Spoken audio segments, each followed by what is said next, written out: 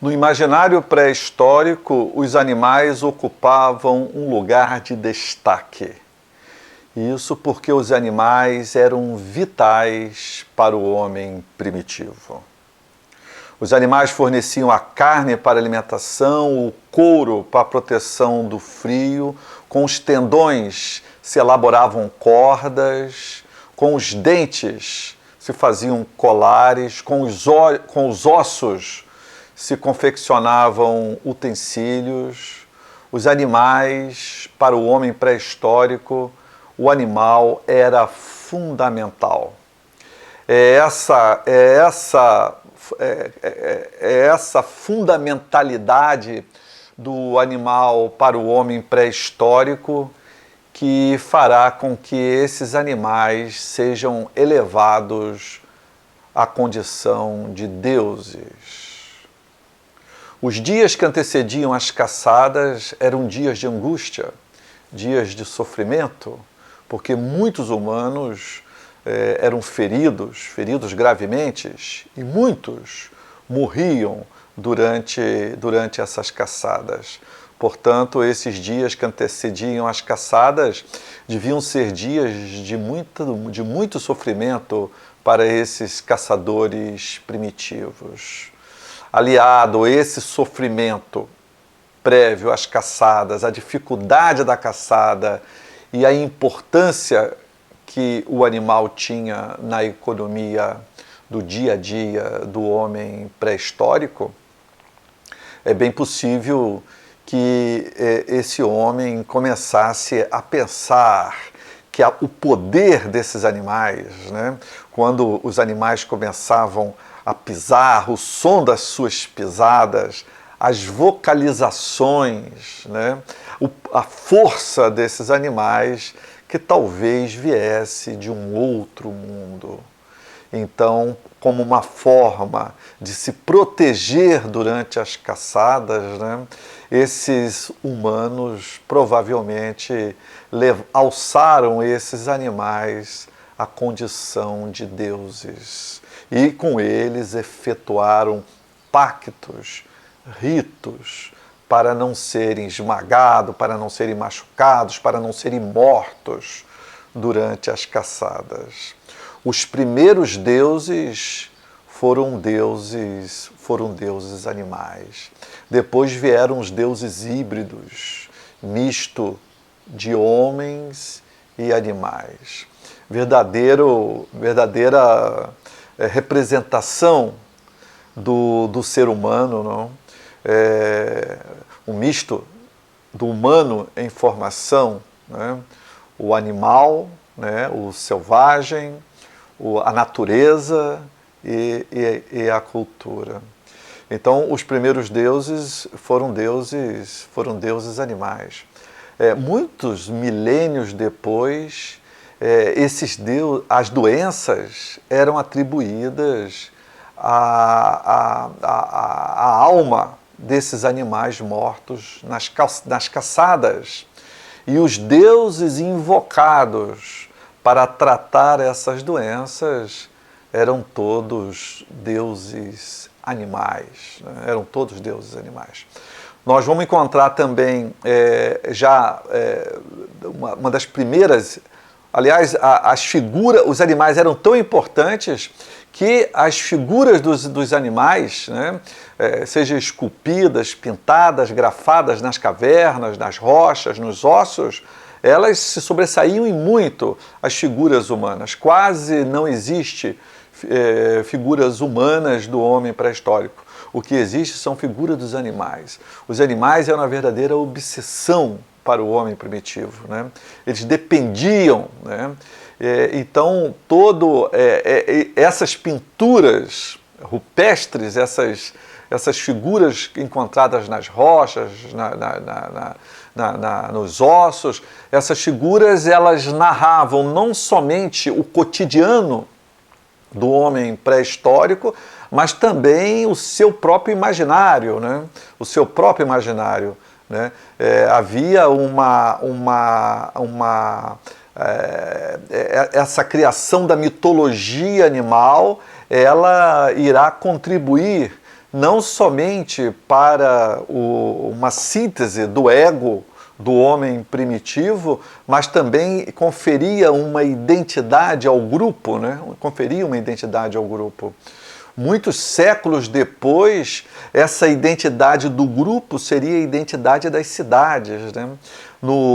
Esses deuses animais e depois deuses híbridos entre animais e homens, esses deuses no futuro irão superlotar o panteão mesopotâmico, o panteão egípcio, o panteão greco-romano, né?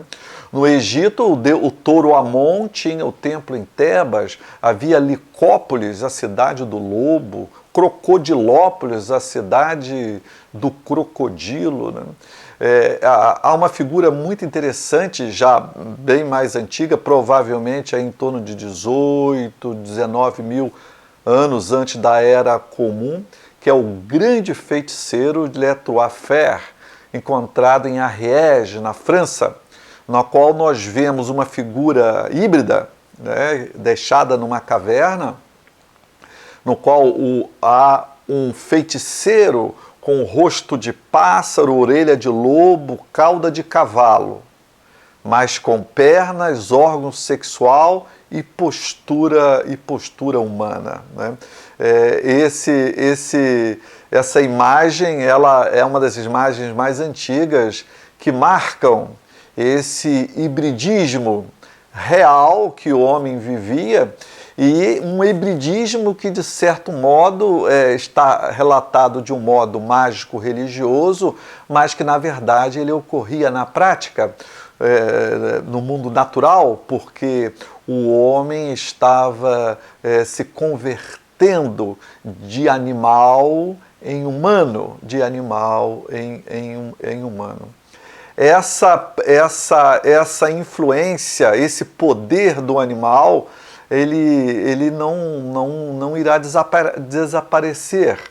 Os primeiros rituais, como eu estava falando antes, os primeiros rituais eram rituais destinados a aplacar os deuses animais.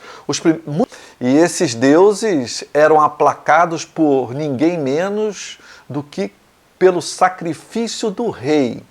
Os primeiros reis mesopotâmicos, no final do seu reinado, eles eram sacrificados, né?